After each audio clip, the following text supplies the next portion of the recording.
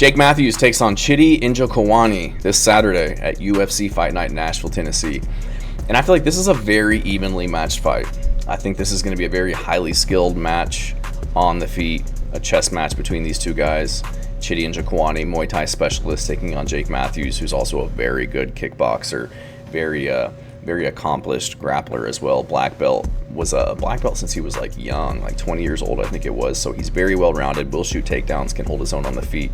Had a very competitive fight with Michael Morales that he went to a decision with, and we know how good Michael Morales is. So I think this one's going to be really good back and forth striking match between these two guys. So Jake Matthews, he's 30 years old. He's been in the UFC since he was like 19, 20 years old. I think he came in off of the Ultimate Fighter series back in the day, but he's 5'11" with a 73-inch reach and 21-7 in his career. The majority of his career has been in the UFC.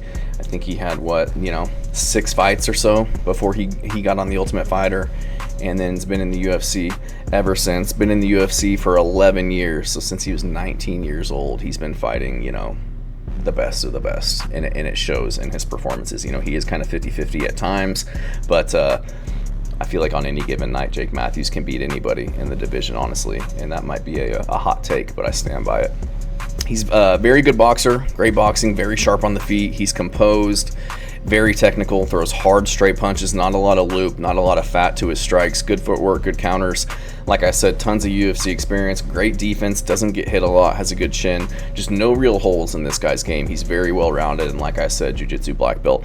Chidi Njokuani, a little bit older, 36 years old, very tall and rangy for the division. Used to fight at middleweight, now he's down at welterweight, which I think is where he should be. Just shredded, big dude. Very rangy, 6'3", 80-inch reach, 25-10. So both of these guys have a lot of experience. 35 fights for Chidi Njokuani, 28 for Jake Matthews. Like I said, very rangy guy. 80-inch reach at welterweight. Going to have a 7-inch reach advantage and a 4-inch height advantage over Jake Matthews. Very good Muay Thai fighter. I would say he has more finishing potential on the feet, a little bit more snap and power to his strikes, and I think that's demonstrated as of late with his finish over Elizeu Zaleski. Had a really good fight over Jared Gooden, split decision over Reese McKee, lost to Mikhail Olachechek by ground and pound. Olachechek's a savage, I can excuse that. Split decision loss to Albert Duraev, and then a ground and pound loss to Gregory Rodriguez. So these guys are very good. Olachechek, absolute savage. Gregory Rodriguez, absolute savage. So I can excuse these losses. Rafael Carvalho, John Salter, Andrei Koreshkov, these are his losses back in Bellator. Those guys are really high level, very good guys. So no real bad losses on his record to speak of. And he's also a jiu-jitsu black belt with 75% takedown defense. So I think this is going to primarily take place on the feet. I think if Jake shoots takedowns, he might just do it just to kind of get Chidi thinking and just to open up his striking. But I really think this is going to take place primarily on the feet between these two guys. And I think Chidi Njokuani is just going to edge him out. I don't think he hurts Jake Matthews and gets him out of there, but it's hard for me to ignore the reach disadvantage that Jake Matthews is going to be fighting against in this one. He had a tough time against Michael Morales and his reach advantage. Michael Morales, powerful, long, rangy guy for welterweight, very similar to Chidi Njokuani. And I think Chidi Njokuani is just going to be getting a little bit more respect, a little bit more consequence coming your way with his strikes. Really good kicks, good defense. He got TKO'd by Olachechek, but that was on the ground.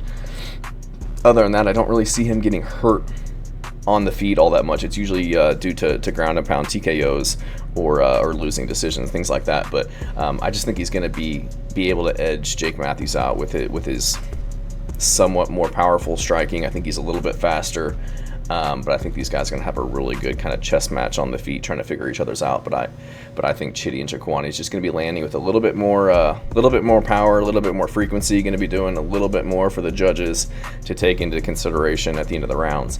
And I think Jake Matthews is going to have a hard time kind of closing that distance, crossing the void to land as many significant strikes against Chidi as is going to be coming his way. So I'm going to go Chidi Njokuani.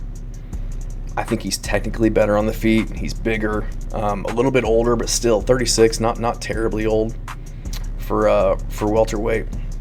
Going to be 37 in December, though, but coming off of a really good performance back in March against Zaleski, didn't take a lot of damage. On a 3-fight winning streak. Jake Matthews also on a 2-fight winning streak, but Phil Rowe, you know, I'm not very high on Phil Rowe. Francisco Prado shouldn't be at welterweight. Dude needs to be at 155 pounds. Lost to Michael Morales. Got a win over Darius Flowers. I don't really rate that win. Lost to Matthew Semmelsberger, which in hindsight isn't the best look. Knocked out Andre Fialho, but who's not knocking out Andre Fialho? Lost to Sean Brady, beat Diego Sanchez. You know, it's just, I trust in Chidi Njokuani. I like his record and his resume a little bit better as of late, and I think he gets this one done by decision. Thanks.